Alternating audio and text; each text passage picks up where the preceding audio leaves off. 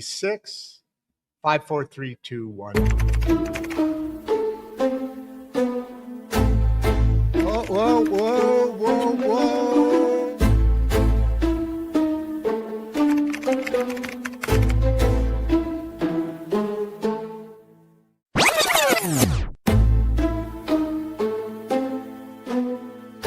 I'm Rod Duff, your host. And I'm producer Barbie. And together, we bring you our podcast, Insights and Straight Talk. And with that, producer Barbie and I are out.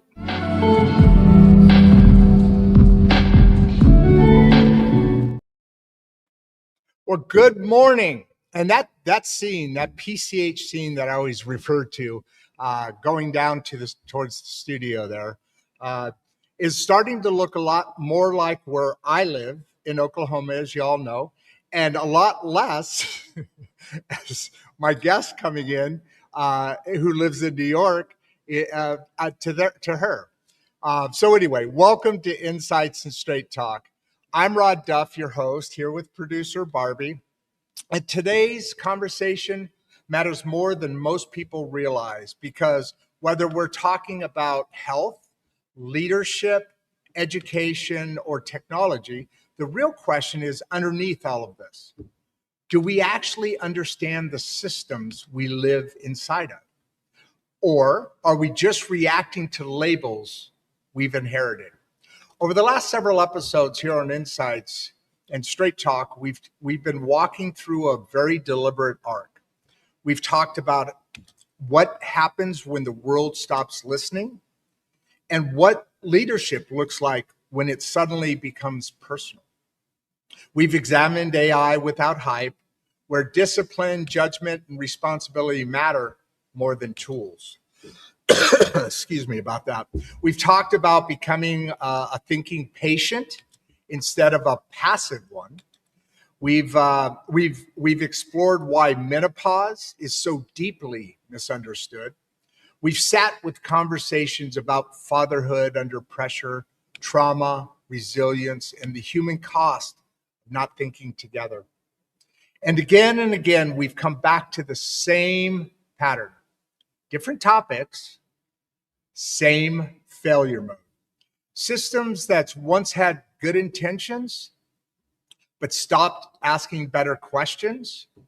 Systems that replaced understanding with shortcuts. Systems that learned how to label people faster than they learned how to listen to them.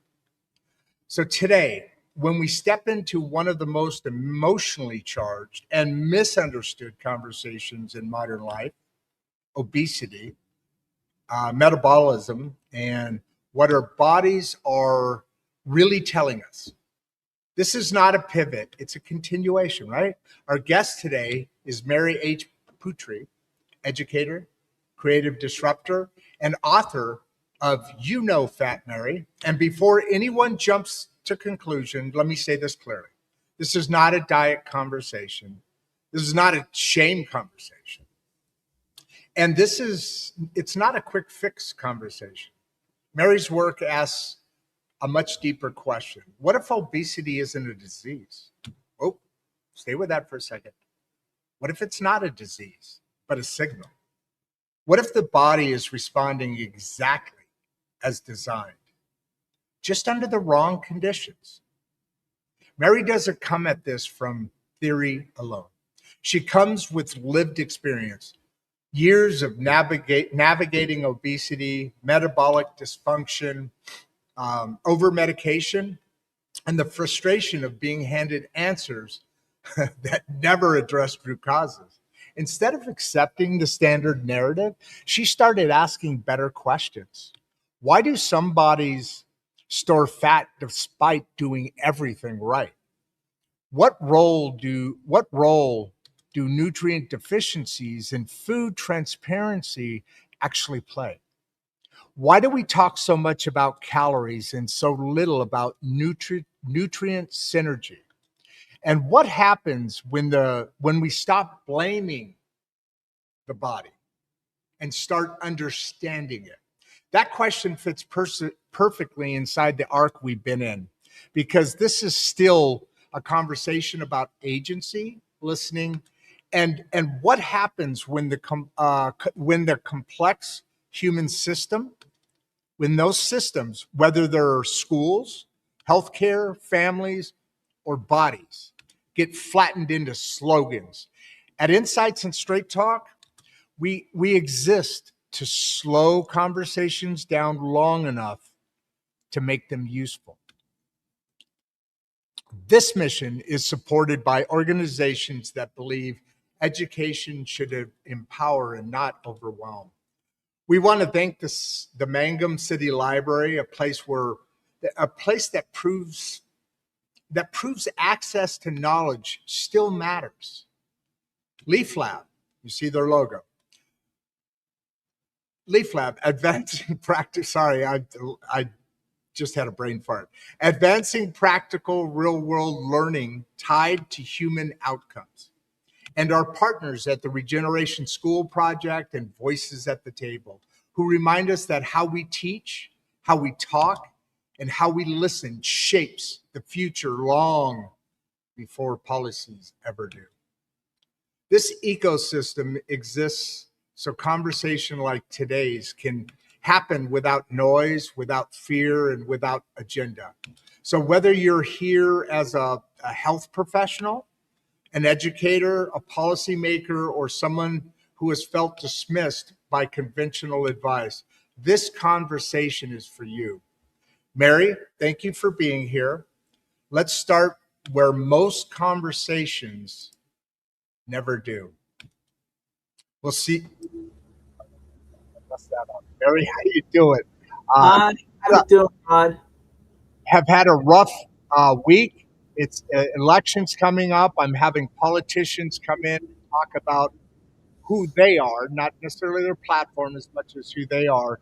That's our approach here on the show. And as I was talking about earlier, this is an amazing spot for you to land, and this journey that you're on, this story that we have is very exciting because it's so very, very important. And as I said, so very misunderstood. So how did you get here to this place? What's your journey, Mary? Let's start there. Well, basically, I was fat my whole life, and up until 2020. Well, in 2020, I was the primary caregiver. My mom was dying of frontal temporal dementia. I was on a keto diet, and I was taking care of her. And my mom passed away on Good Friday in 2020. I continued with the keto diet, and that November, I went to my endocrinologist.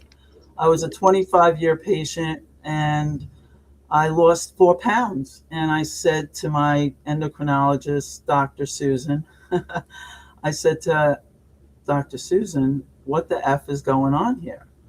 I spent the whole year keto. My cholesterol numbers went through the roof.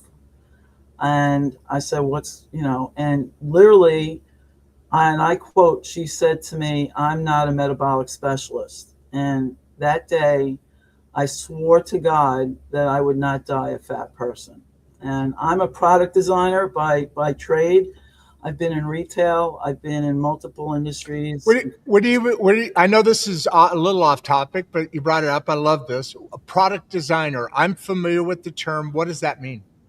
Well, basically, I'm an innovator. I take existing components and bring new applications to them. I have novelty gift items. I've got a hands-free dog leash. I've got a teddy bear. I got a teddy bear sponge. I mean, your readers, your followers can go to my website anytime. It's eyecatchergifts.com. So eyecatchergifts.com. By the way, towards the end, I'm going to want you to, do you see the private chat down there on your right side? It's called private chat. I see the chat. Yeah, chat with the studio. I don't have. Yeah, exactly. Okay. So it's called Chat with the Studio to you. I don't know why. Yeah, but I'll ask you to click on that and put the contact information that you want people to contact you at. Do you want me to do that now or later? Anytime during the thing. I'm not going to put it up till towards the end because I want it at the bottom so people don't have to scroll through it. But the reason I say that is because, as you know, somebody's going to watch the show the minute after it ends, or a month after, or a year after, and they're going to All say, right. "Man, I wish I was on with Mary. I would have asked her I then." just I, So I put anyway, it there so it's there. But all right. So that was the story as far as what started. Because I only lost 4 pounds in a year. So it motivated me in the sense that I was done with it. I mean, being 60 years old, being fat your whole life, nobody, look, everybody knows a fat Mary, a fat John, a fat Joe, a fat Jim, down the list. hey, point to Fat Mary, by the way. Why don't you point to Right Fat back Mary? there. That's fat. Well, Fat Mary, Guys, she's looking good, huh? Is she looking that, good or what? that was taken February of 2020. I was 295 pounds. That was the year, like I mentioned, that I was doing keto. And I went to a trade show. It was the Toy Fair in February of 2020. That's me walking around. So I had an exact photo with an exact date, time. And it basically was, and because I'm a product designer, I had a life-size stand-up made so that people that I talk to, because I'll talk to people and they're like, you don't realize how fat you are until you stand next to, Fat Mary. I mean, my heaviest weight was 321. I was 212 at 12. I was 5'8" at 12 years old. I was 5'10" at full height. I was 5 pounds 12 ounces at birth. I was 140 at 10. I mean, the whole process and everything in my life. I was born in 1961, so anybody in that generation, I'm 62. There you go. There you go. I'm a baby. So if we went out together, you'd be a cradle robber. I know. What can I tell you? What can I tell you? Listen. Go ahead. Sorry. That's another show. That I've owned 6 motorcycles, so and I've been in a rifle club. So there's more stories we could go on to another show here. But anyway, so the 2020 was the COVID hell, all the crap that we went through, and the other thing too with that, my mom died on Good Friday. The people picking up her body were kind enough to give me COVID for the first time. 10 days later, I passed out in my driveway, face up. If it wasn't for the fact that I was already taking supplements my whole life, I truly believe I would not be alive right now, because I never experienced any of the traditional symptoms of a lack of smell or taste, because I already was taking zinc, and to take zinc correctly, you need to take copper with it. So that's why I never had the symptoms that everybody was, being told about. That was the first time I got COVID. I was never vaccinated. I'm not against vaccines, but there's another show to that. So I went through the first time that I got sick with COVID. And then I started to monitor my antibodies, because back then they were saying, you can't retain antibodies that fights off the disease. So I started monitoring it. I worked for a medical laboratory at another point in my career. So I was familiar with blood tests and stuff. And June of that year, I actually donated plasma, because they were asking for plasma donations. So I've been, being involved with that. But so that was the first time. And then I went to the endocrinologist. That was in November, and I hadn't lost any weight. And that's when I was like, that's it. I can read, So I started my journey, and I started reading. Don't get me wrong. All these books, a lot of the books, I read over 200 books. Some I had to reread and reread. I've purchased over 90 books, because some of the things you want to double check with your notes. And I started going from one organ system to another. At that point, you got to understand something. I was 60 years old. I was fat my whole life. People can relate. I was on 3 blood pressure pills. I was on cholesterol medication. I was diagnosed as hypothyroidism when I was 20 years old. I did all the medications for your thyroid, all the popular ones. And Mhm. I felt like crap. I felt like crap. And every time, the thing is, you go to the doctor, my blood pressure was high. I got white coat syndrome where it became a point. First they're looking at you, oh, you're a woman. Then they're looking at you, oh, you're fat. Then they're looking at you, oh, your blood pressure sucks. So by the time I got in to talk to my doctor, I was ready to be tied up because I was just livid. Meanwhile, they give you 8 minutes and 22 seconds to spill your guts. So that was the whole process as I started reading everything. And it got to the point of like, wow, your body needs magnesium. Magnesium dilates and relaxes the blood vessels. Why didn't anybody ever mention that to me? So I was taking supplements since I was 15 years old. And, the basics, a one-a-day women's version. I added in some extra things, but not really. I take 35 supplements a day right now. I take 7 things for my thyroid. I take 10 things for weight loss, and then the rest is your standard. There's 8 foundational ones here. And so there's 8 foundational vitamins and supplements, and basically what it starts, this is what everyone on the planet should look into, is a multivitamin. Hey, What? is this Mary? Is this where we're talking? Where Citrus Hill? As you started talking, this popped up. All right. Is this where you're going with this? What are the most Just right now. What are the most overlooked nutrients affecting metabolic health?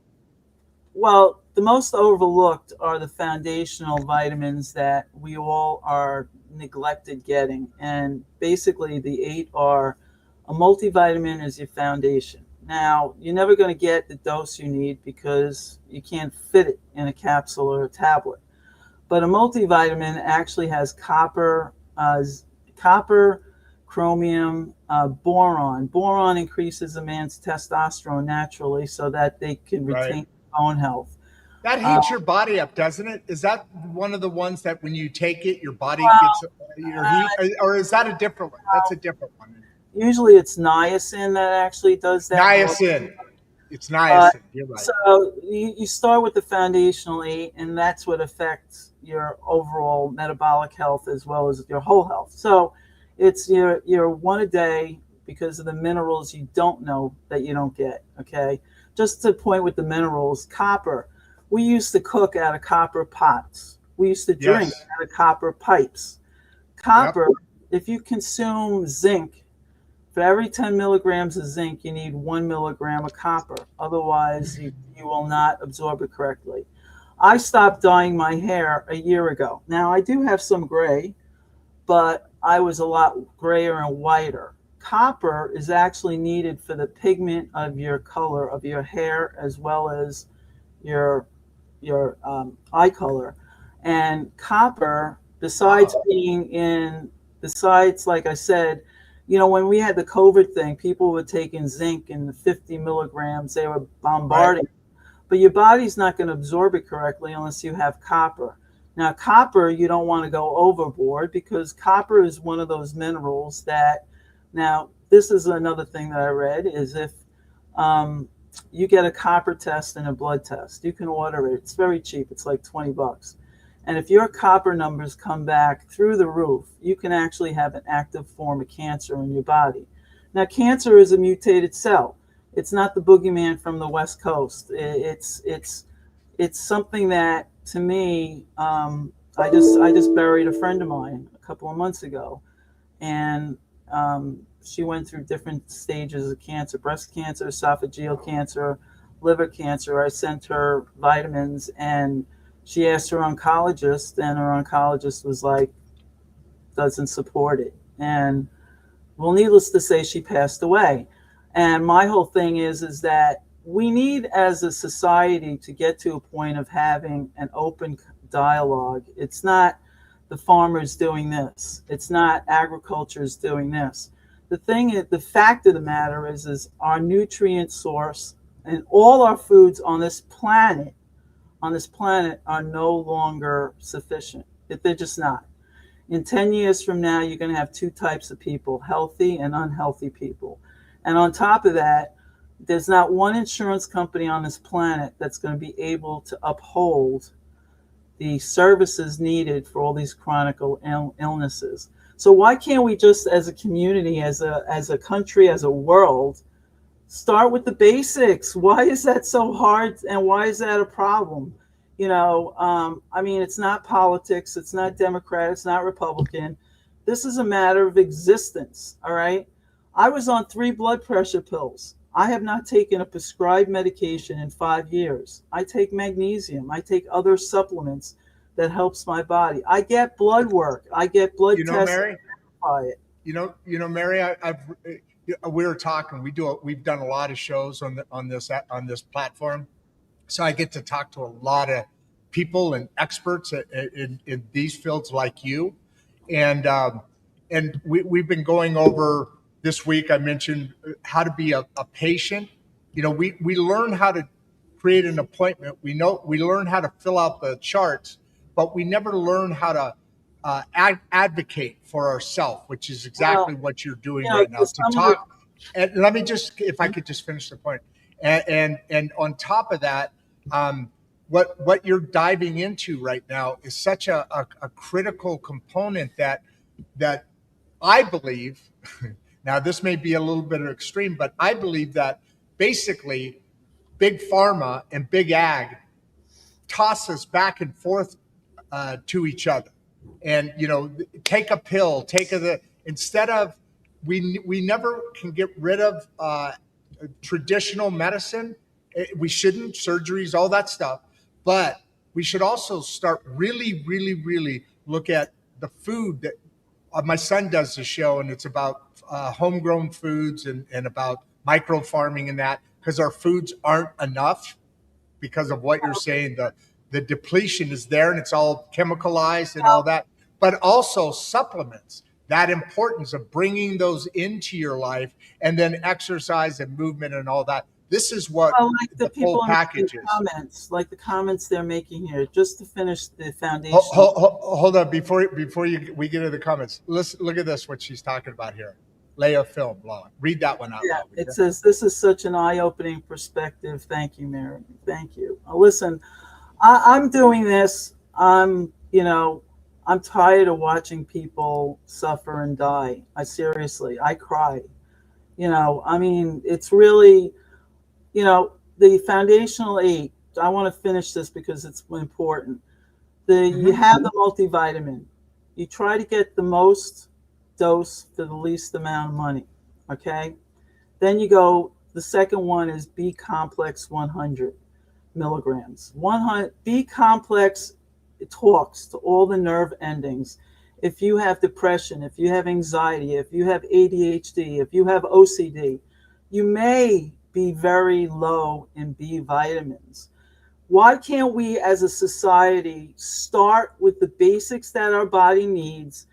Look, I had open heart surgery when I was 9 months old. Okay. I'm a product. I was coughing when I was a baby. It's in the book. I was coughing when I was a baby. My brother has asthma. My pediatrician thought I had asthma. My babysitter said, no, don't sound like asthma. My parents took me for a second opinion, and I had what's called patent ductus, which is a little leak in my plumbing that normally closes after birth. So I had surgery at 9 months old. They cut me underneath my breast. I came home with 2 drain holes, and it was called patent ductus, and they gave me tetracycline. You see these teeth? These are veneers, because tetracycline, when you give antibiotics to a child in the 1960s, it destroyed your enamel that was growing under my baby teeth. All right, so when I was a child, my teeth were like, you see the bottom? They're not straight. That's done because of the tetracycline. I didn't have front teeth until I had bonding when I was 21 years old.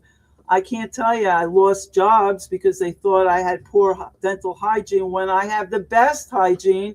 It was the medication that back in those days, they didn't realize the tetracycline destroyed the adult teeth for those children. So I'm a product of medicine. I think medicine is great, but it should be the last resort, not the first resort. And that's why the people, so you got multivitamin, you go to B complex. The next one is C complex 1000. Bioflavonoids in the C complex helps your body absorbs it. And keep that in mind. Not one day in your life can you ever know for certain what your body makes naturally or absorbs. Everything I take is a safety measure. When you go across the street and you want to cross the street, don't you look both ways? Why do you do that? It's to be safe. That's why I'm saying I take 35 supplements. I don't know what my body absorbs and makes. I go by my blood work. All right. And I monitor that, how I feel. Then if I got a problem, you go for drugs. All right. But people, you know how many people, you go to a doctor, he'll give you 5 prescriptions. Not one person will ever question that. But I work in a vitamin shop 2 nights a week, not for the money. Okay. Strictly to share the knowledge and have the conversation so people start thinking.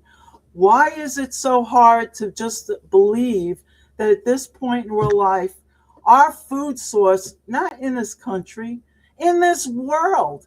Do you know 4 weeks ago, and they had a press release in the newswire that in India, 90% of the Indian population is lacking in iron. Do you believe that? Now, let me tell your audience this. If you drink coffee, tea, decaffeinated or regular, dairy, or eat grains, did you know that it blocks the body's absorption capabilities of iron, magnesium, and calcium? How many people walking around, they say, oh, I'm feeling tired. But they could be deficient in iron, yet their CBC on their blood tests comes back normal. You have to request an iron panel. All right. I read this in another book. I had my lipid test done and I called my doctor. I emailed him. I said, Dr. Chris, put on an iron panel. I drink coffee and tea, decaf regular. If you consume those beverages within 1 hour of an iron source, whether plant or animal, it could block your body from absorbing because they fight for the absorption. So I had an iron panel. It cost me, I don't know, $30. I had an iron panel, not just ferritin, an iron panel. So I take 35 supplements. I said, no way on this planet can I be iron deficient. Wrong. My number was supposed to be 20 to 50. My test result came back 9. Iron deficient. Every cell in your body needs iron to transport oxygen. How many people do you know think about, oh, I'm tired. I'm just tired. Tired. And the doctor says, well, you're getting old. Mary, you're getting old. Joe, you're getting old. Think about it. Tea and coffee is the most consumed beverage in this world.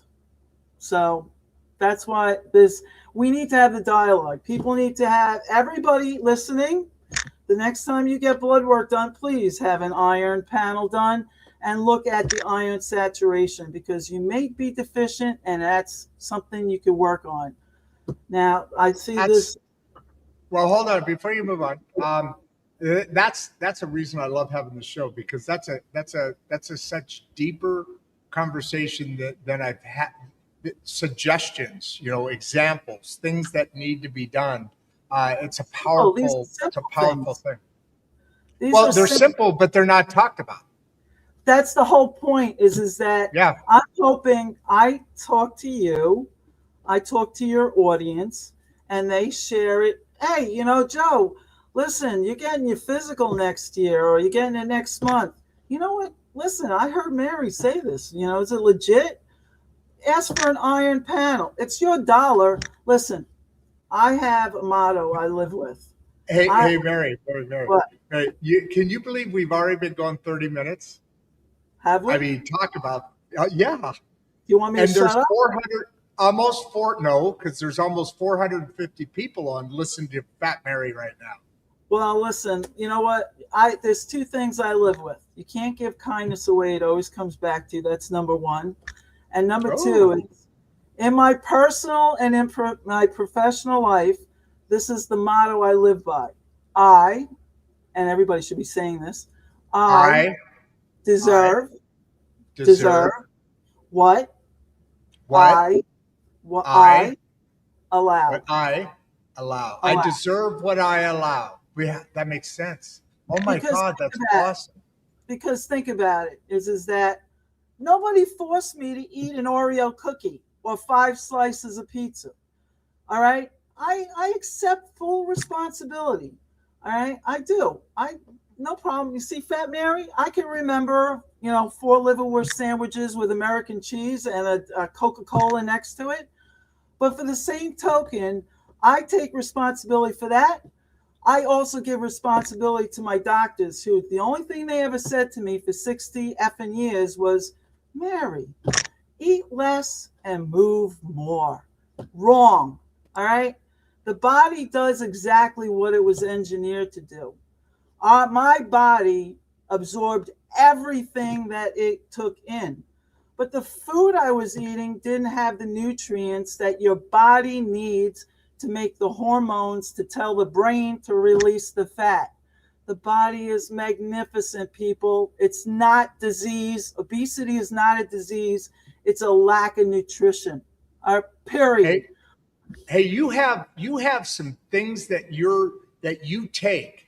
You're not part of your ecosystem or anything, but you showed me earlier some of those things that you're taking. Can we get into that a little bit? I got a couple items. This is the first one. It's called Simple Mixes. I'm going to put you on screen alone. All right. It's called Simple Mixes. All right. This is a gelatin mix. All right. Gelatin, actually, you could go back on, Rod. I feel like I'm talking to a person then, but just the reason why I take gelatin. Here, is that better? Is that better? Now I'm all up in your Kool-Aid. Yeah, that's fine.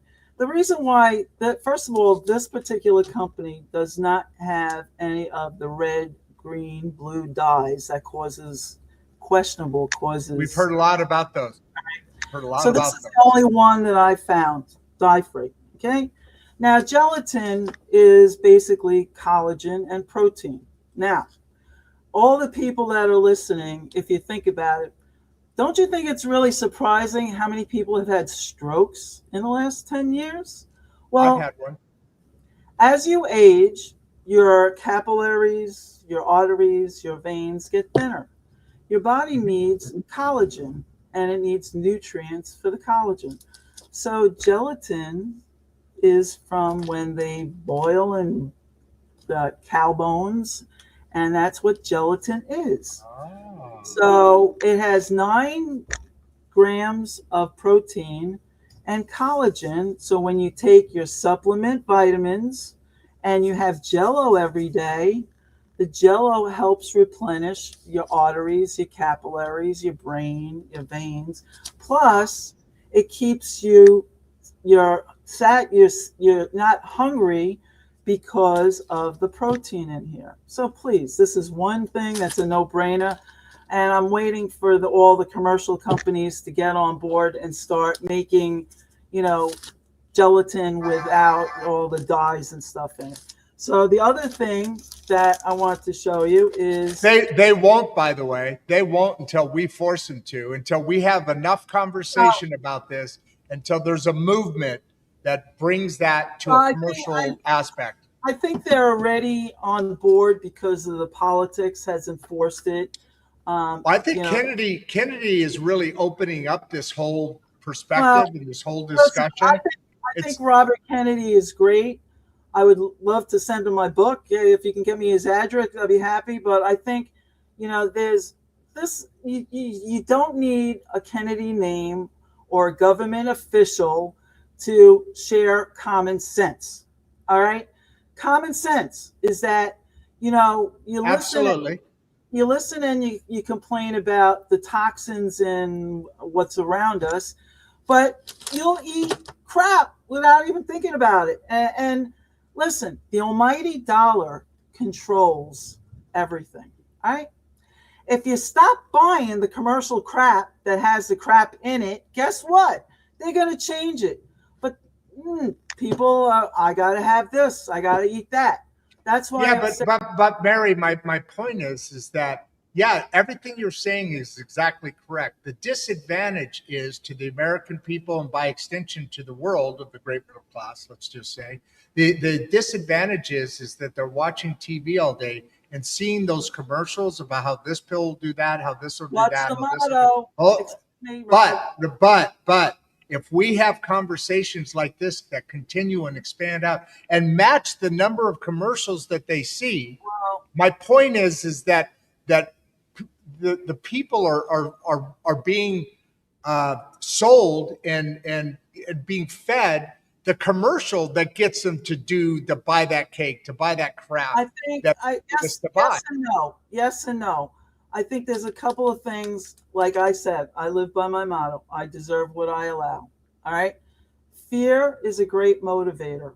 I always say that. It is. I could drop dead tomorrow. There's no veil over my head. All right. But from now to then, I want quality of life. If you ever walk into a hospital, that's it right there. You walk into a hospital, all right? Hospitals are magnificent technology, but it's the last resort, okay? My whole thing is, like I said, the foundational 8 is multivitamin, B complex 100, C complex 1000, D 5000 with international units with K2. The darker your skin, the less your body absorbs. So why aren't we saying that to all the nationalities that are in this freaking country? All right. And the K2. K2 tells your body to put the calcium in your bones and not your bloodstream. Why aren't we mentioning that? Then the next, now these are the supplemental, this is foundational 8. Everyone on the world should be taking. Then you go to the next one is minerals. In your multi, you have colloidal minerals, trace minerals. On top of that, you have to add magnesium on top. If you were vaccinated for COVID, you need magnesium. And if you weren't vaccinated, you need magnesium. It's that important. Then you go to the next thing, which is omega-3, short-chain fatty acids. Omega-3 helps keeps the plaque from sticking in your body on your arteries. It helps lubricate your joints. It's good. There's so many good things with omega-3, short-chain fatty acids. All right. Then you go to the next thing, which is iodine. Iodine used to be not in salt. A lot of people get it from seaweed and things like that. Nope. I take iodine. I had hypothyroidism. I have a nodule in my thyroid. 25-year patient with an endocrinologist. 2 biopsies. Did she ever say to me, Mary, try a little iodine? No. So I read the book and I said, okay, try an iodine. But iodine is not absorbed correctly unless you have the cofactors, which is tyrosine, chromium pincolinate, and selenium. Got to go together. So I take that. That's part of my 7 things I take early in the morning. Well, my T3, which is your active hormone, went from 1.1 to 3.1. And I have 2 CAT scans to prove my nodule in my thyroid has shrunk. Is it coincidental? No. The body knows what it needs. And quite honestly, Rod, if you're skinny like this, I worry more from you. Because a fat person, I know, fat person absorbs everything. So you got to understand something. Next time you eat that cookie, you see the label that's on there. It tells you the ingredients. You see the nutritional value. What do you have in there? What nutritional value? 2 things, if you're lucky. That's it. Everything you got is going to your ass, your hips, your butt, your thigh, and your pancreas has got to make the enzymes to break it down if you're lucky. So that's harder. That's what I'm saying. Got to work harder. This is the whole point is that instead of looking, look, Oprah Winfrey made a proclamation on Facebook I don't know, I think it was last May or something. She came out and she said she used to own 10% in Weight Watchers. And this is fine. I went to Weight Watchers many years ago, but she proclaimed on her broadcast is that obesity is 100% a disease. No. That moment, All right. she made 5 companies, multi-billion-dollar companies. Look at what the body needs. Let's start at the basics. Come on, just the basics. And then So this is the perfect time to bring in Anita here. If fat is the signal, what is the body really trying to communicate? So you're talking about signals that this is a perfect place to set here and build off of this. Body is the fat. Body is doing exactly what it was engineered to do. Every calorie you consume, the body's job is to store it. Through evolution, they didn't know that you're going to have 5 meals today, that you're going to have 8 snacks after 7 o'clock, and then you're going to drink something at 2 in the morning with calories in it. The body stores everything. The fat is stored. It's the overabundance of food. And you got to understand something. All right. 50 years ago, the average adult consumed 5 pounds of sugar in 1 year. Okay. The last time I looked, I think it was 2020, the average adult in the United States consumes 155 pounds of sugar per person. Oh yeah. Do you not see this crazy. Is the problem? And sugar is horrible for you. Well, the thing is there's good sugar and bad sugar, but sugar for the most part is that if you give the body anything too much of, it's not going to be happy. And look, so if fat is the signal, you're talking about that right now. What is it communicating that you're going to be absorbing everything that you're taking in? Is that the communication that Anita? Well, the thing is, fat, when you absorb, you get fatter. All right. Your body's doing exactly what it was intended to do. You're consuming too much energy and you're not utilizing it. Look, I'll tell you another example. When I was in the last 5 years on my journey, I was like, okay, I was an active fat person, but it didn't matter. Every doctor said to me, Mary, eat less and move more. But they forgot to tell you is that exertion, your pulse has to be 102 to 130, your heart rate. I drove my stationary bicycle 10 miles a day for 31 days in May. I think it was 2022. I did not lose 1 pound. 10 miles a day, 31 days. You know why? Because my pulse was 88. I had become fit enough that even as a fat person, I was not exerting energy. And you don't lose weight through sweat, you lose water. You lose 75% of your weight, you exhale it through your lungs. So there's like all these little things. I read books. All I kept doing was reading. And I'm like, well, nobody told me this, And then are these points in your book? Yes. Because I know, Fat Mary, what we're talking about today, the critical 8 as far as, and this, go ahead. I think you showed me a copy of this. Could you show me? Yeah. It has, hold on, leave it up.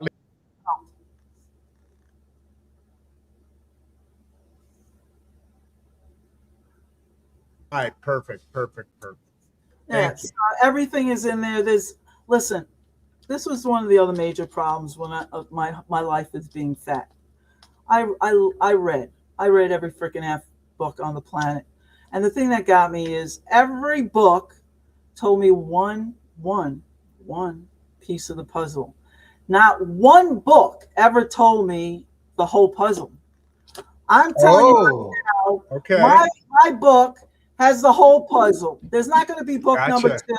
There's not going to be book 3. There's not going to be book 4. Everything is in the book. The foundational 8, what I take for my thyroid, what I take for weight loss, what I take for other things, like if I have pain, I take Baswala. If my blood pressure is through the roof because I have a stressful time, I take hawthorn berries. There's different things that you could take. Like I said, the conversation here, we need to be talking about the basics. Just think about it, all right? Everybody, you watch Star Trek when Star Trek was popular with William Shatner. That started me. I was like, oh, Dr. Bones, he's scanning the person and right away fixes them, all right? Just think how much better. Think of the people in your family that are suffering with some kind of symptom. Just think of it. If you gave them a sample like the 8 foundational items and they felt better. What a miracle, beautiful thing for 50 cents to make these supplements a pack. The Mary supplement will be coming out. I have to save some money for it. But the Mary supplement, because I don't want to take 35 pills for the rest of my life. But I will take them because my life depends on it. And so does everyone listening to it.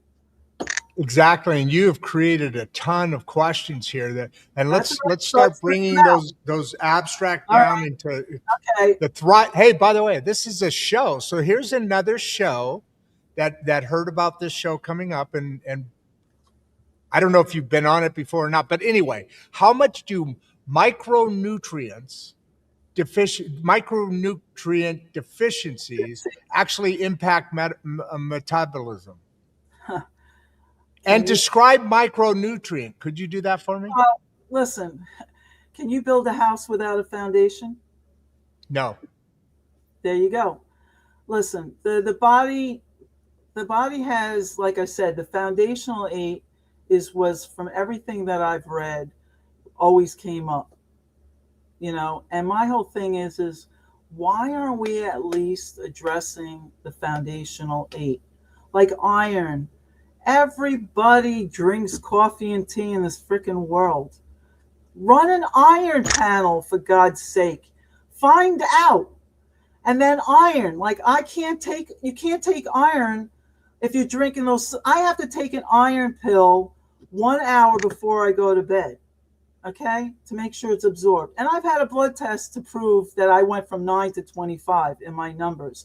And if you take a plant iron base, it can constipate you. So I had to find the one that doesn't. So I take a non-hem polypeptide iron supplement once a night, and I feel better. Iron. And is that a micronutrient? Is that iron a micronutrient then? Most micronutrients is basically it's like a sub-factor. Like when I say magnesium is a mineral, okay? Selenium, chromium, they're trace minerals. They're subsets of that category. So a micronutrient. Right. So like B vitamins, everybody knows what a B is, but you have B1, you have B3, you got B12. So micronutrients is basically the smaller version of that particular nutrient. And yes. The subsets. Yes. The subsets. If your body is out of balance, it's out of balance. It's not going to properly perform, and you'd be surprised. Look, that ticks off when you're out of balance. That ticks off your metabolism. Listen, your thyroid is like the little furnace. All right, the flame. All right, but your hypothalamus in your brain, the size of an olive, controls the release of the gasoline onto the flame. See, when I was fat and through my whole life, I thought my metabolism didn't work because I was fat. And my thyroid numbers were low, all right? Because I wasn't getting iodine. I wasn't taking selenium. I wasn't taking chromium. I wasn't getting it in my food source. Don't you understand? The more processed foods you eat, listen, everything in its natural state Look, if you get an apple comes with the digestive enzymes. It comes with the pectin, the fiber your body needs to convert it. If you eat an apple, the pectin, the fiber tells your body to tell your brain that you're full, to release your fat. Fiber is the number one missing component that will tell your body to release the fat. GLP-1 is made by the L cells in the gut that tells the hypothalamus to release your fat. That's what I'm saying is the body just needs its basics. Why can't we just start with that? Why is it, pharmaceuticals, you got to have drugs? No. Drugs are, what are you going to do? What are you going to do? These people's guts are slowing down. All right? That should be the last resort, not the first. All right? So that's what I'm saying is, can we just get to a point? It's the same thing with the food. You can still eat a freaking Oreo or a donut, but why do you have to jeopardize your optimal health to eat that donut or that Oreo? Just get your body the nutrients it needs, or at least have the discussion and say, look, I need to get this. I need to have this a minimum, because I don't know what my body absorbs or makes at any given point, but I go by my blood work and how I feel. Simple as that. That's all I'm saying with these podcasts. I am available to get the word out. I don't want people dying and suffering because they're lack of B vitamins. I don't want people on 3 blood pressure pills because they're lacking magnesium. What about cancer? 50 years ago, all right?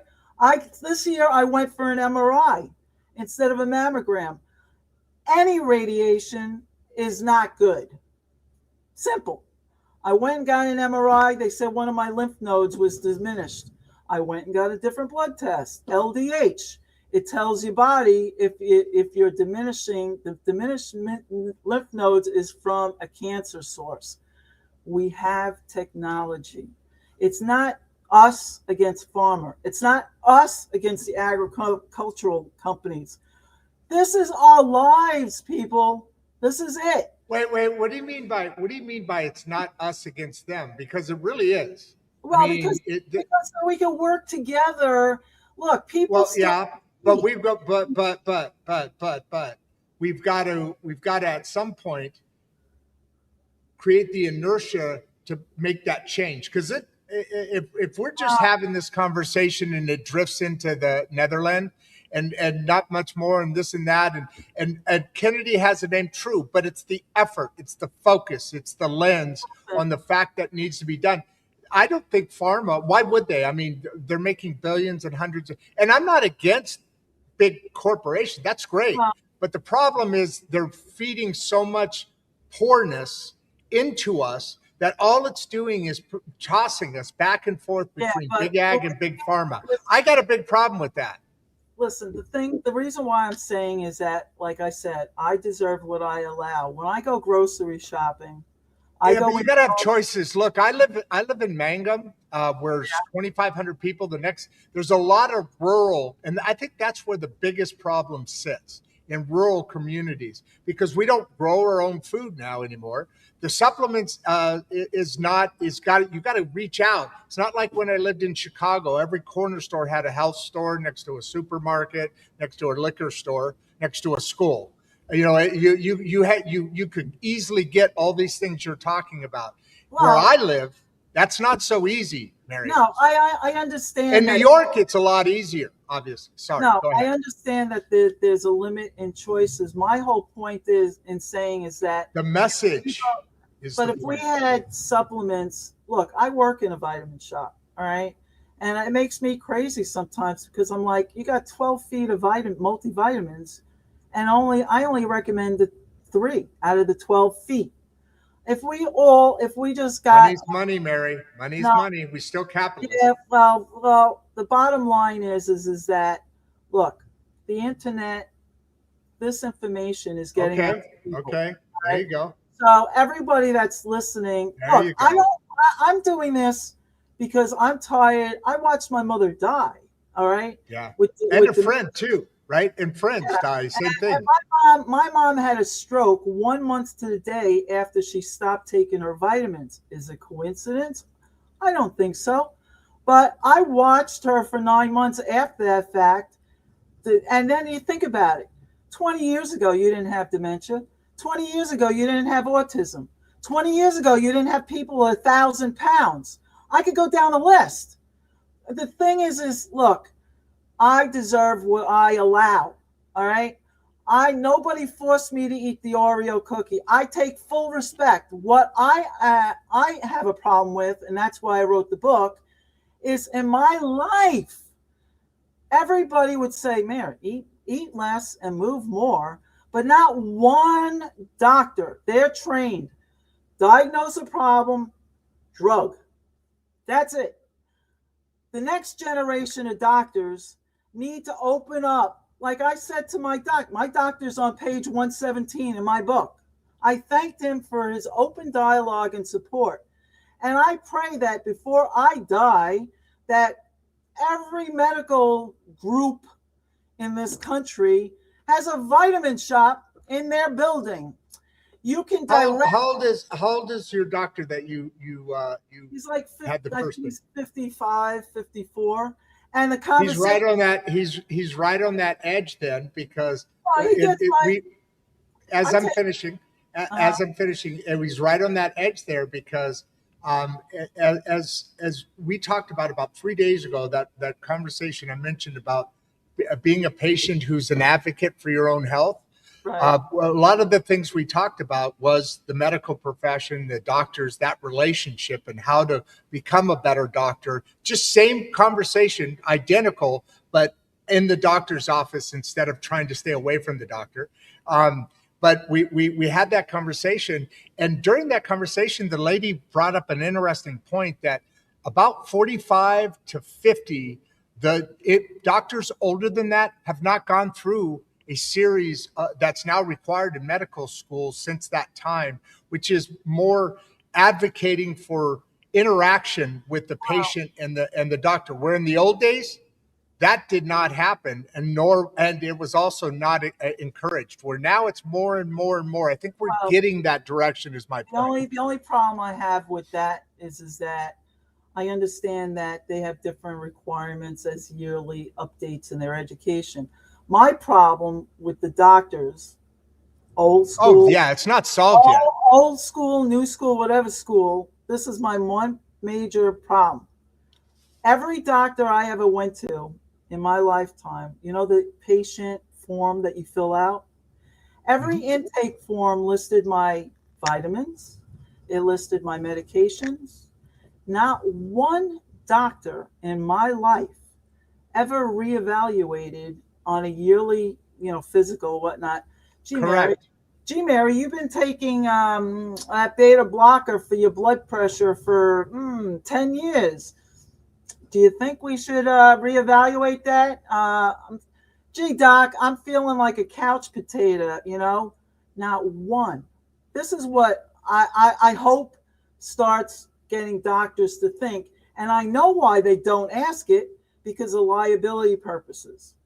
Why are you messing with something? Don't even bother. Don't even ruffle the feathers. And I look at it. Look, I was dizzy for 5 years. Dizzy from 30 to 34 and a half, 35. I went to every doctor on the planet. That's the beginning of the book, and it explains it. They thought I had MS. They thought I had adrenal cancer.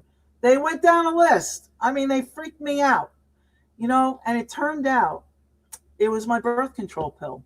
I was on my birth control pill for 6.5 years. And because of it, I had the adverse reaction. I got dizzy. But not one doctor ever questioned my medications. That's what I have a problem. That's why I'm saying we're saying the body is deficient. We're saying the body, the genetics we're falling apart. No, why can't we just see that the body is magnificent and we're not giving it what it needs? Start with that. How many people? You got the Bill Gateses, you got the Elon Musks, you got all these zillionaire, billionaires. Get it right. And the recommended daily allowance of nutrients has not been changed in 50 years, and it doesn't alter if you're a fat person. What does that mean for the nutrients you need? There's no stages, there's no differences in the body. Or if you have Crohn's, or you have a gut ailment that you can't absorb things correctly, there's none of that. So this is the whole point. Please start with the basics. Just have the conversation with your doctor, your healthcare provider, your spouse, your children. There's nobody on this planet that should not be taking the basic foundational supplements, and start with that. I don't want to see the next generation die before their parents. And I don't want to see That's a perfect closing statement. Right. And we're still building on with the questions and so forth. But before we get back to the questions, I do want to absolutely have you read the next two that I put up on the screen, including the Ego Life. Go Life. Sorry. It looks like another show. Go Life is very interesting. Look at what do they say here? It's Golf Life, and it's appreciated. Golf Life. Sorry. Golf Life.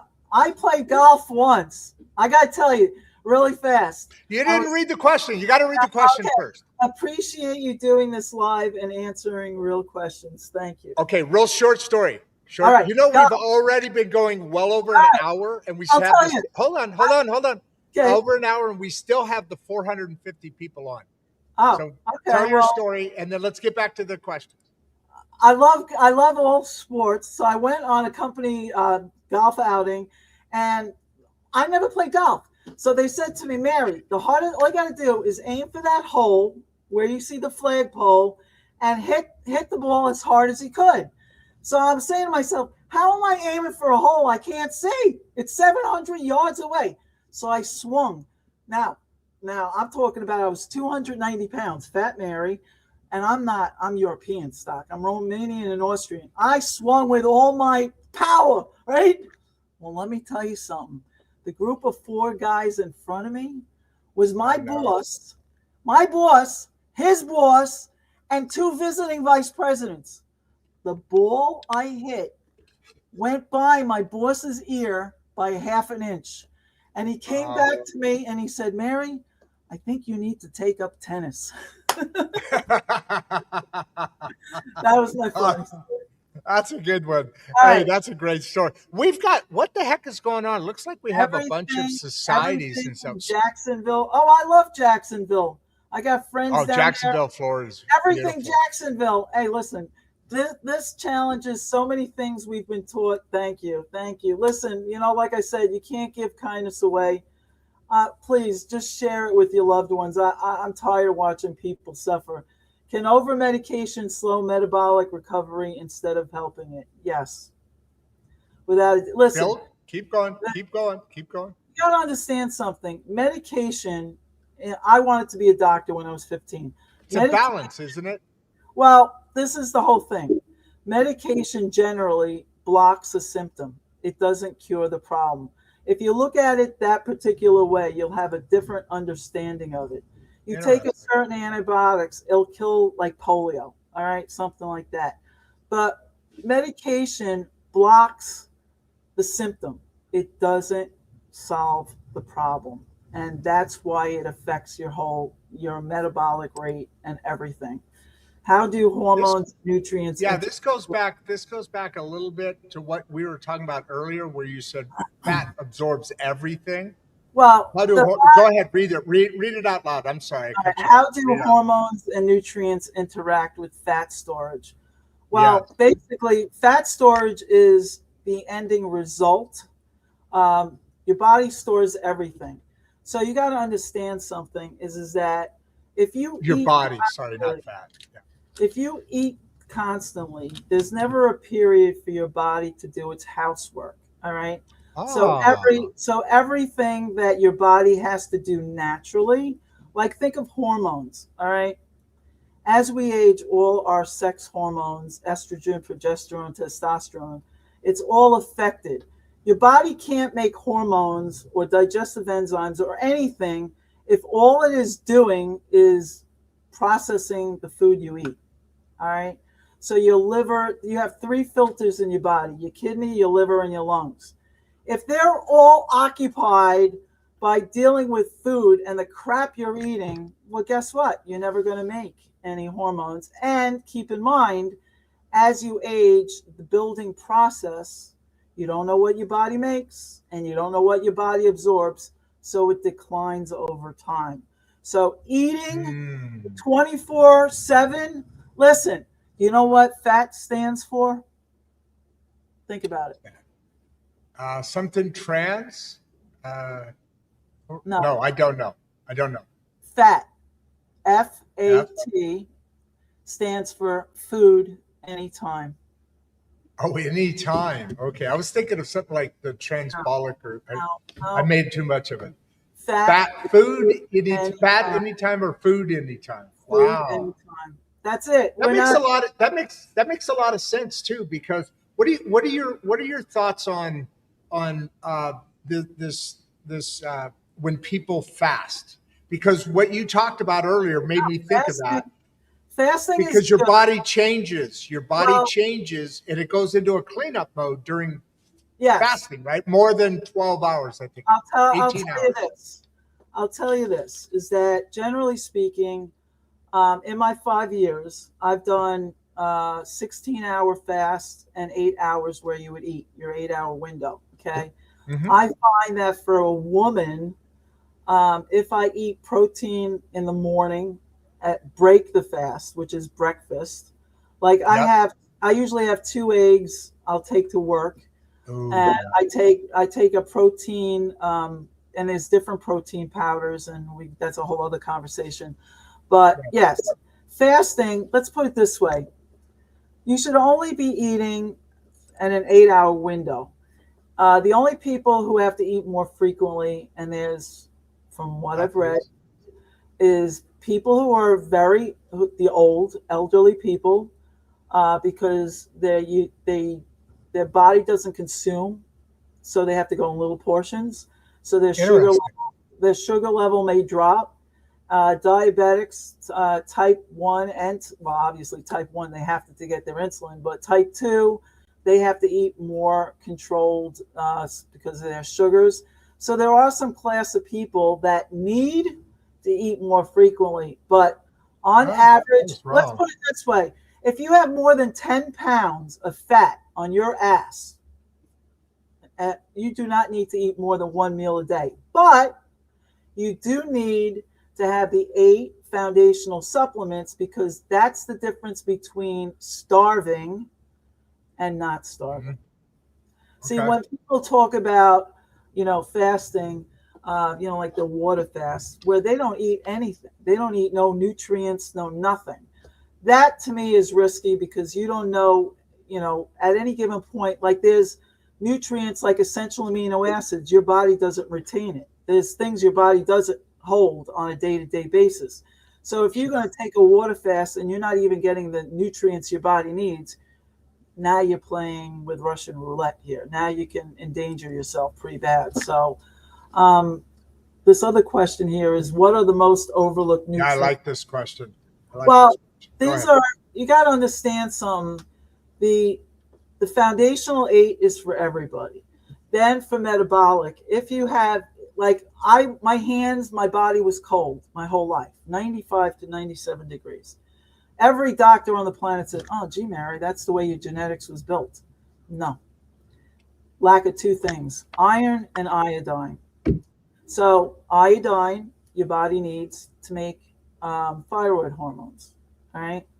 Now, the iodine, I started with 12.5 milligrams. I went up to 25 milligrams.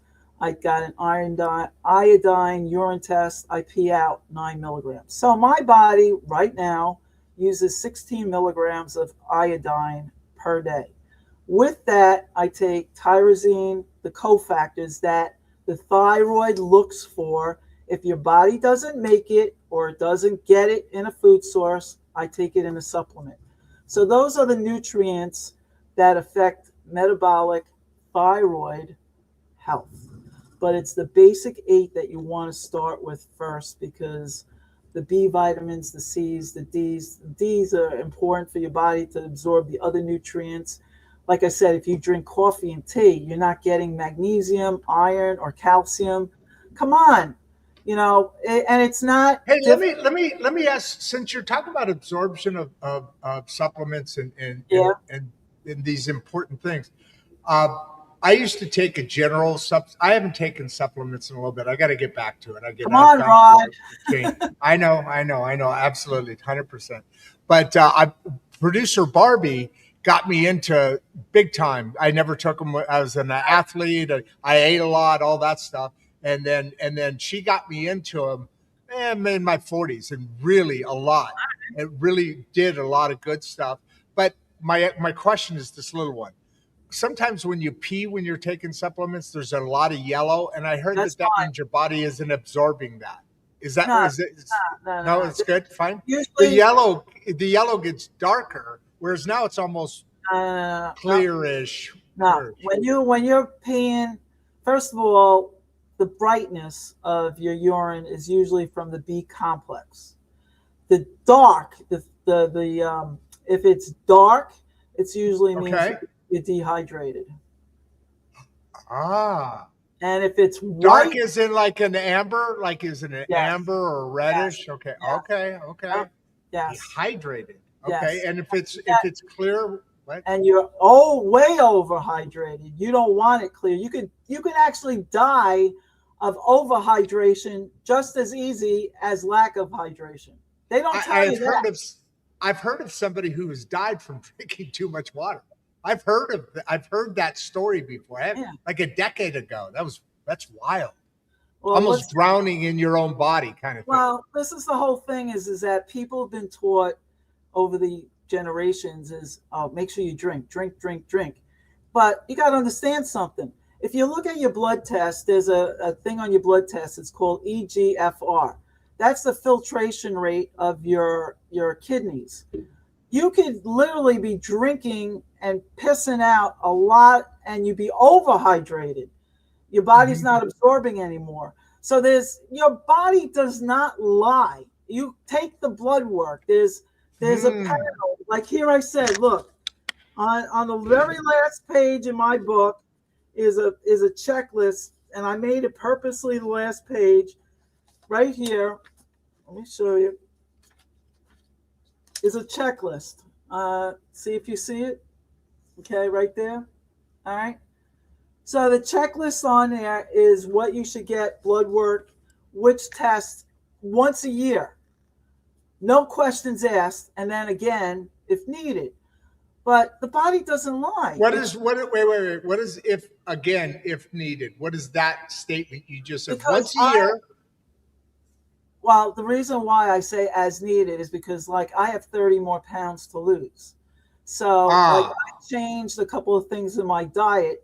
Like example, the last time in gotcha. November, this past November, I had my lipids checked. All right, and that's when they did the add-on of the iron panel, and that came back low. So now I took an iron supplement. I wanted to make sure my body was absorbing it, so I just reran the iron panel and the lipid panel for my own proof that what I'm doing is actually working. Gotcha.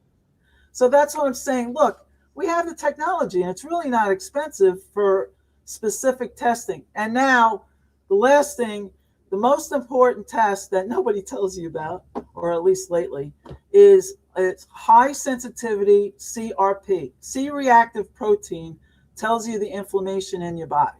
All right? Inflammation is caused by anything. It can be caused by your medication, your lack of vitamins, infections, toxins. But the whole point is if you have inflammation in your body's pissed off.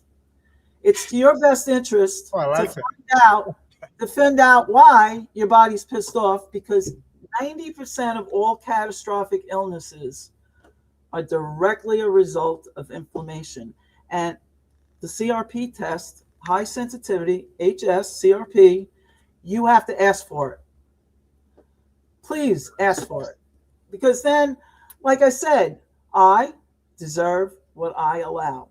My doctor is a young man, and like I said in the book, My doc, my I'm grateful. I trust my doctors with my life, my health, and my well-being. All right. But now they're my teammate. Together we educate, apply, and mentor. Simple as that. Is that, listen, I could die tomorrow. I want quality of life. I do not want, and now, look, I haven't taken a medication in 5 years. I don't take antibiotics. You could take oil of oregano instead of an antibiotic. It's antibacterial, antiviral, anti-parasite. There's other things you can do. Why do I need to take an antibiotic unless my temperature is 102 or 103? If you have no temperature, take a natural thing or don't take nothing at all. Let your body do what it was taught to do. This is the whole point. Pharmacy, everybody's taking 5 or more drugs. So what's the next question here? The luxury. Listen to this. I know. Isn't that funny? The luxury. I don't know. The luxury rental doctor show. So are you renting a doctor? The luxury people, the elites can rent a doctor apparently. Are they renting me? I don't know here. I don't know. Maybe they want to. How can people tell the difference between discipline issues and metabolic dysfunction? I love this question, though. I mean, sorry. A lot of messing around with you there on the name, but this is an awesome question. Well, the difference between discipline issues and metabolic function. All right. The way they question it, they're saying that fat people are fat because they don't have control. Right? Or discipline. Yeah. Right. Well, let's explain this. If everybody understood the anatomy, why they feel like eating the wallpaper off the wallpaper, this is why. When your insulin and your sugar levels go up, all right, that's all from carbs. Carbs and sugar releases insulin from your pancreas and your sugar to break it down, to store it, to get rid of it. The higher and higher and higher and higher and higher your insulin level becomes, because you eat like a gavone or you eat bread, pasta, rice, and potatoes. Okay, what's a gavone? Come on, it's New York, I bet. It's an Italian thing, but like a dessert thing. Well, a gavone means you just fill yourself. You overindulge. Oh, I didn't know that. Oh, okay, gotcha. So anyway, the thing is that I beg to differ. I think if people understood, you have to get the insulin and the sugar down. And the problem in the world right now is that because insulin resistance is rampant. Insulin resistance is basically the body no longer is reacting to the insulin abundance. The only way to lower insulin and sugar is to fast. All right, is to refrain and is to fast. And that's a hard transition. I was fat and I have a glucose meter. My book has 4 scan bars, QR codes, and one of them I show you how to check your sugar, because I think every house on the planet should have a glucose meter, because then you would know if your sugar is over 100 and you're hungry, and say it's 180 is your sugar. If you're not diabetic and you have that much sugar, don't eat a donut.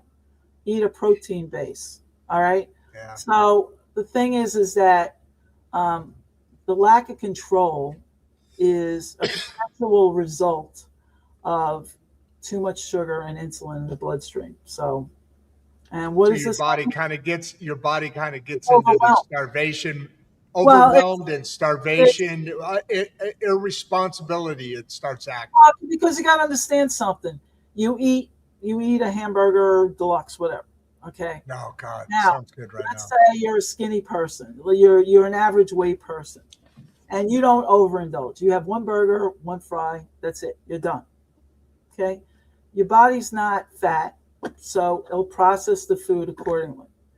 You go to a fat person. Now, if they're fat, that means that they've eaten abundance. You see the fat, Mary, right? That's not from one hamburger. That's from multi-hamburgers. All right. So my sugar and insulin was already higher. You could take 2 people. So you have the normal weight and a fat person. So the normal weight, her insulin and sugar might be here. I'm fat. So my insulin and sugar in my blood before I even eat that burger is already here. All right. Now I eat the burger and it goes up. Hers goes up a little. Well, this one here, if you don't give your body a break, so now my sugars and insulin's here, and I eat again. Goes up here. I eat again. Mm-hmm. Now, because I'm fat, I never had that depletion where it came back to a normal level, and that's why if I had not changed what I was focusing on, I would have been a type 2 diabetic. I definitely was insulin resistant because I was glucose intolerant, which was insulin resistant. It's the same shit. Excuse my French. And that's the whole point. Shit happens. Yeah, well, this is the whole thing is that I'm not a doctor. I read 200 books, but these are little things that if you talk to your family, look, a resistant starch. Nobody even mentioned this to you, but just a quick thing. Potatoes, rice, and pasta. Okay, you make a bowl, potatoes, rice, and pasta, you cook it, all right? If you eat it right there, that sugar is liquid. Now, bear with me. That potato, rice, and pasta, you cook it, let it cool down, put it in your refrigerator overnight. That sugar, liquid sugar, now turns to sugar crystals. Now, the next day, you warm it up. Do you know it does not spike your sugar or your insulin? Because those crystals, your body can't digest it. It's now considered resistant starch and is fiber for your gut. They don't tell you that. And as crystals, when you heat them back up, they don't melt or anything. They're crystallized. There you go. Wow. So think about a good meal. So you're saying a good meal would be a combination altogether of some potato, some pasta, and some rice.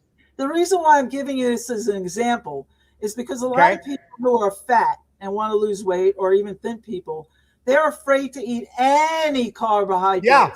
Because they're like, oh my exactly. God, if I eat a potato, I'm going to turn into, We're told this all day long. We're told this throughout history. So now you have a choice, is that cook it, cool it, refrigerate it overnight, and then tomorrow have some. Not the whole pot, but have some. It becomes so fiber for your gut. Then you just fiber for your gut. These crystals become fiber for your gut, right. So which does what? Let me listen. I'm telling you, that does what? 30 feet of your intestines. 30 feet. You're born with. You don't know if you have 25, 20, 15, or whatever, right? But the intestines, the microbe, when it gets fiber, I got fiber. I got all different versions of fiber. Yeah, that's right. To explain to you, when it gets fiber, it goes into your intestines. The microbe, they ferment it. It's like the fermenting part is like. Sure. Say it bubbles with spit. It spits on the fiber. The fiber now. That's how you get gas. Now, people who have gas, they're like, listen to me. If you have gas with pain, that's different than gas with no pain. All right. Right. So when you eat fiber, you eat an apple. Apple has pectin, which is natural fiber. The pectin goes into your intestines. That's why if you eat an apple, your sugar and your insulin doesn't go up high because of the fiber. If every fat person consumed fiber before they ate a meal, they wouldn't get fatter, their sugar wouldn't go through the roof, and they would start losing weight and feeling better because the fiber feeds the gut. The gut, all right, makes GLP-1. There's GLP-1, which is from the L cells in the gut. Then there's GIP, which is another incretin hormone that's made from the K cells in the gut. And then there's POMC neurons and leptin. But anyway, those incretin hormones goes in your blood, and it travels up to the hypothalamus in the brain, tells the brain, hey, brain, the 30 feet of gut down here, we're full. Yes. So release the fat on your arms and use it as fuel. That's how it works. And the people who are taking these injections, GLP-1 naturally is released after you eat, and not for a long time, for like 10 minutes, 20 minutes. These injections are 7 days, 24 hours a day, that sending to the brain, and it's slowing down the whole digestion tract from doing its cleanup, its housework. That's why people are getting constipated, throwing up. Back to big pharma. I Here know. we go. Go ahead. Keep going. This is big pharma. Well, maybe 5 people that listened here tonight who can share the wisdom with other family members. Fiber people. Here, look. Yeah, fiber. I buy it. Yeah, we have a lot of people who share our videos, so definitely encourage that. Yeah, also I'll show you subscribe. the 4 types of fiber. All right. This is Akaya. Well, I don't know how to pronounce it. All right. This is this company here, Advanced Akaya Fiber. It was made by a person. He created the company because he was having kidney failure. So he created. Now this 2 pound, I think it's 2 pounds, 2.5 pounds is $35. I think this will last you over a month. And you put it in, you drink it.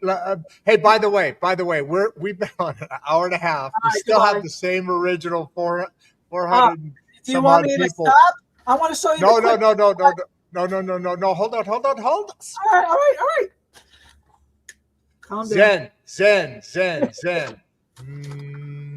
So what I'm saying is sometimes people start dropping off. So I do want to also get through the 3 questions, and then let's go back to that in your closing statement.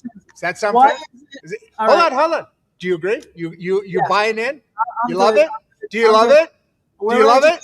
We're educating the world. Let's go. Yeah, we got some good people that are really diving in. So Bob, what does Bob say?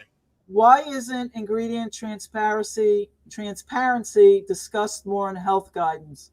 Hold on. Before you answer it, I wanted to bring that up earlier. I couldn't get to it because when you talked about eating that brownie or that donut or whatever, you talked about the ingredients and they make them as small and unmentioned as possible. Why is it? Let's go back to Big Pharma or Big Ag. Why isn't ingredient transparency? Well, it is every once in a while, a little bit. You got to understand something is that if you go generational points, it's only you have smart people and you have not so smart people. Okay, I don't know how you want to absolutely. I just think that I remember this is that once in retail. Car industry. There's only 5 colors in cars: blue, black, silver, white, and red. Okay, and I remember asking. I was like, "Why is that so?" And I was talking to an executive, and he goes, "Well, Mary, the more choices you give people, the more knowledge, the more things it confuses them, and they end up buying nothing." So part of it, I think, is that the more information you put on, the more transparency you put on a label. I think some people don't want to know. All right. I think for going forward, I think it would be better. I think consumer is going to want it. But if you think about it, honestly, and I'll explain why I feel this, is that I don't really believe in everything that I read, like organic. All right. There's only 2 things that I buy that's organic. I buy my eggs, range-free, cage-free, and I try to buy grass-fed beef because I did not realize it, and I'm born and raised in this country, that a large percentage of beef cattle are fed grains. They're not fed grass. They're fed grains. And cattle, beef cows, they're supposed to be eating grass and vegetation. So those are the only 2 areas that I'll buy grass-fed beef and the eggs. Everything else that says organic, if you go into a grocery store and you see the sign, it says organic carrots, and there's a carrot there. And three stops over, is the regular carrots. How are you going to tell me that regular carrot isn't in the organic bin? So I have a little problem with that. But I would like to know, I don't think the equipment, quite honestly, is available that could show you exactly, like if you get an apple, and can you tell me exactly how much phosphorus is in that apple, or calcium? Or I don't think we may, maybe one of these rich billionaires will finally get a machine that you could zap it. Because look, if there's two ways of going forward to save mankind, is making a supplement, your daily supplement that everyone gets. Look, if you go to the military, I remember reading this years ago, that the military in their daily package, they have like a little supplement bag of a couple of supplements, mandatory. MREs, they're MREs. Right. So we need to get on the same kind of approach. Either that, or like I said, it's going to be a crapshoot in the next 10 years. You're going to have healthy people and sick people, and we're not going to have a health insurance to cover it. So we need to get on the page and say, look, this is what you need to take a minimum to help your body out. You have the availability, you have the choice, and then go from there. The transparency, I think some companies will be more transparent, but the bottom line is any food that's processed, just by the mere processing procedure, once you cook it, like milk is pasteurized. Once you cook it to 180 degrees, you've lost half the nutrients that are in there. So we need to have a better understanding of it. I was just thinking of something when we were going through that discussion, and when we talked about MREs. I come from a military family, and my thank you, and my kids also. So well, some of them do. One's in Leavenworth. He's an MP for the Army. But anyway, you had talked about the MREs, and I'm very familiar with MREs. I grew up. And my only point is this, and it's a compliment in a weird sort of way. So the military, no matter what you think about war and what they do, let's take that out of the picture. Like you said, a discussion for another day. The military is an amazing organization, and it's an organization whose product is people. All organizations, their product, they take care of more than anything else, because it is made of what they are. And the military, from an organizational standpoint, back in the 70s or 80s, went over and learned Kaizen from the Japanese, and really that whole structure was built. And what it did is it created all these so much bigger. The kids in Vietnam are nowhere near as developed and healthy. So the organization kept learning and improving its product and improving its product. In this case that we're talking about now, forget about the technology and all that, which is freaking blows your mind. The people that are being fed, in this case, the MREs, they have put so much into that, to what is so perfect for the body in that situation. It's very, very, very impressive. And it really backs your point from an industrial side of an argument, and says, this product is people. They got to make their product the best and keep it the best it can. And guess what? The MREs, right? The food, the intake.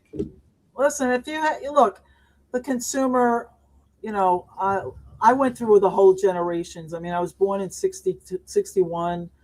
65 is when it started. TV dinners and Swanson and TV dinners, 1970 TV dinners.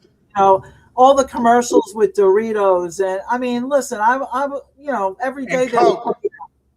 Yeah, I mean, look, I'm a product of exactly what I consumed, and I didn't have a problem with my, I ate, if I had an extra sandwich, I admitted it, because every doctor said to me, every teacher, every coach said, Mary, you can lose it anytime you want by moving more and eating less.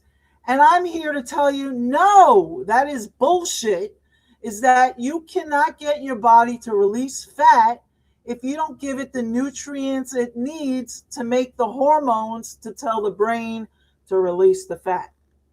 Absolutely. That's the way it works. So absolutely. So So we've been here over an hour and a half, as I said a little bit ago.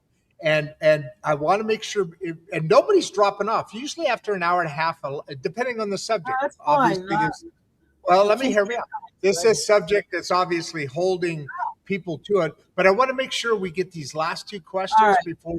So Sean's got going on here. Can healing metabolism happen without restriction or dieting? It's interesting to me. Yes and no. I'm wondering where he's going. Yes and no. The restriction part is, can you put the question back? Yeah, because I just want to see. Yeah. The restriction part is basically you have to come to the same conclusion that all processed foods are not nutritionally complete. All right. So you're not going to heal anything by adding a continuation of a subpar food. So with that being said, you're not going to fix something broke with another broke piece.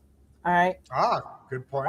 As far as dieting goes, the word dieting is basically a restriction. All right. So my whole point is you can eat anything you want that's not processed. So there's no restriction on that. All right. Okay. But it can't be processed. So hold on. Before we move past the word processed, meaning not cooked, but not grown naturally, is basically what you're saying? No. You can't have anything that's processed. Well, milk's processed, right? In a package. Well, let's go, because he said, can healing metabolism happen without restriction or dieting? Restriction, you have to restrict the food that's not food. Okay. It's not, you can't eat crap and fix your body eating crap. And dieting means that you're restricted from eating a food group. And which I'm saying is you're not restricted in eating whole foods. If you eat crap, you're not solving any problems here. All right. And that's the whole point, is that metabolism, the actual thing of metabolism, you have digestion has three components for digestion: digestive enzymes, you have prebiotics, which is fiber, and probiotics, which is bacteria. Digestive enzymes, every food in its natural source comes with digestive enzymes. That's nature's way. Okay. Once you cook it or you process it with extra chemicals, you have now destroyed the digestive enzymes. Have you ever bought any packaged food, like in the last 30, 40 years, you would see cereals that would say fortified with vitamin A and D. It would say fortified, right? You cannot find one packaged food in any grocery and on any planet here that says fortified with digestive enzymes. So when you buy processed food, you are now forcing your body, whether you're 20, 30, 50, 60, 80, 90 years old, to make the digestive enzymes in your pancreas. Well, guess what? Everybody has a different level of capabilities. That's why people get bloated. People have acid reflux. And we're not even including how your body's been affected by any medication you're taking.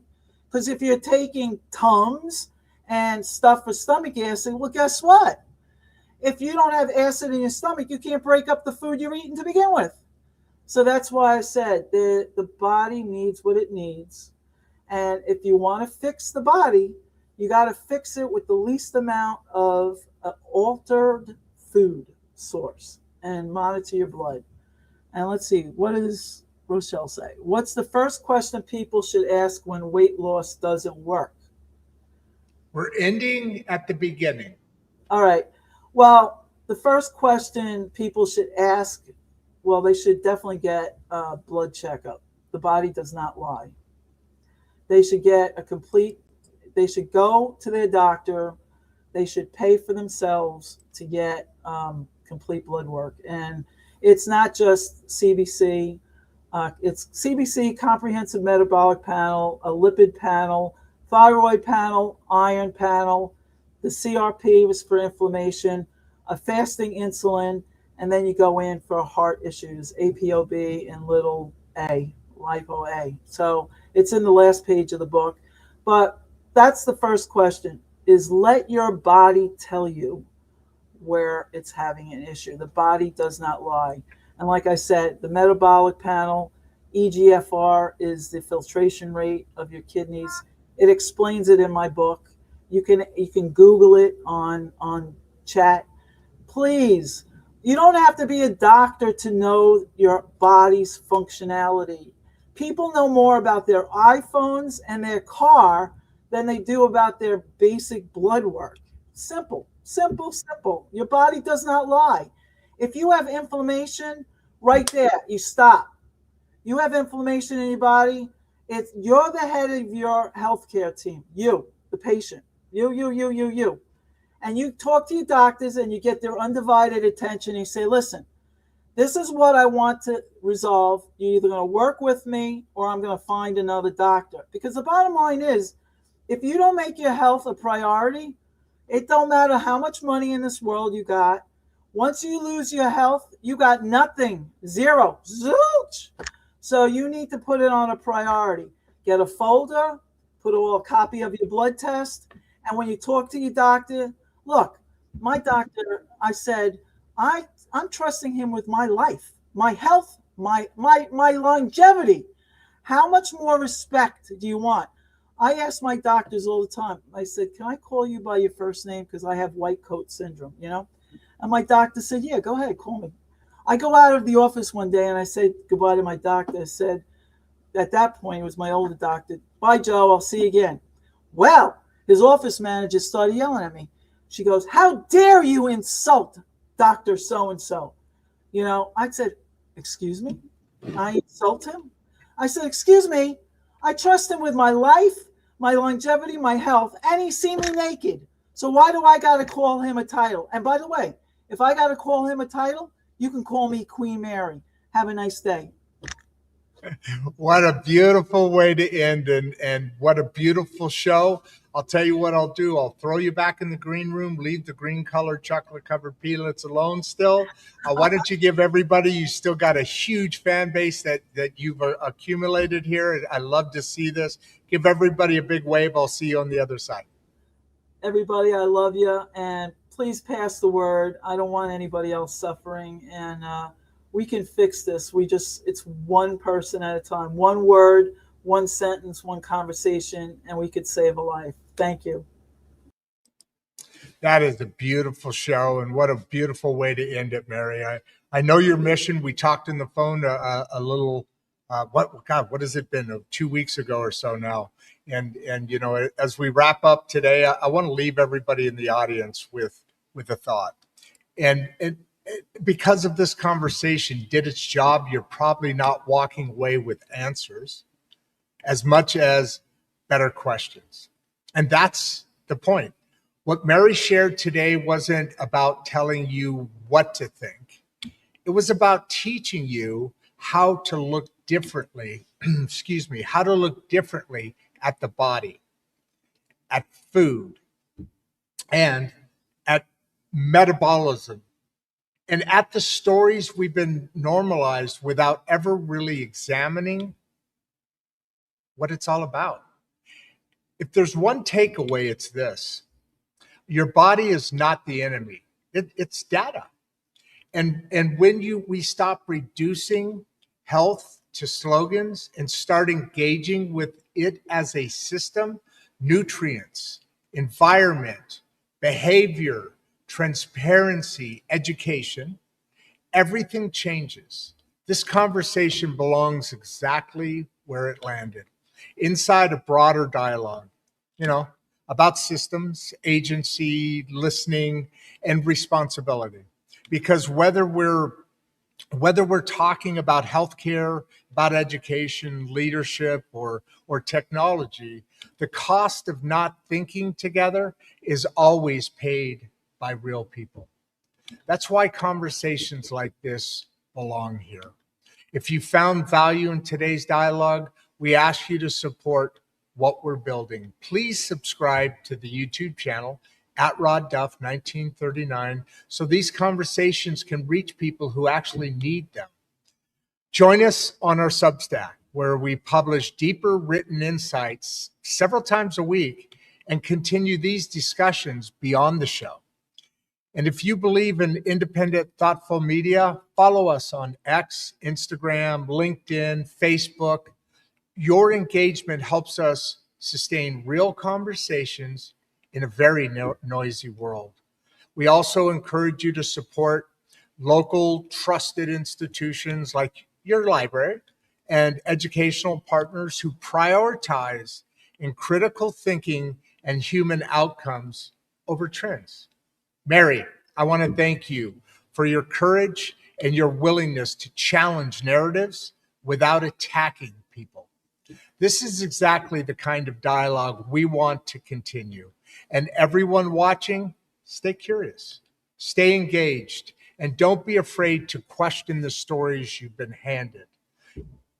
We'll see you next time on Insights and Straight Talk. Go out and give somebody a wave. Say hi to somebody. Create that vibe. In the meantime, I am your host, Rod Duff, alongside producer Barbie, and I am out of here. Before you leave, if you'd like to watch another one of the podcasts, click the first link in the description. We love having you here and we appreciate all your support. And with that, producer Barbie and I are out. Everybody listen to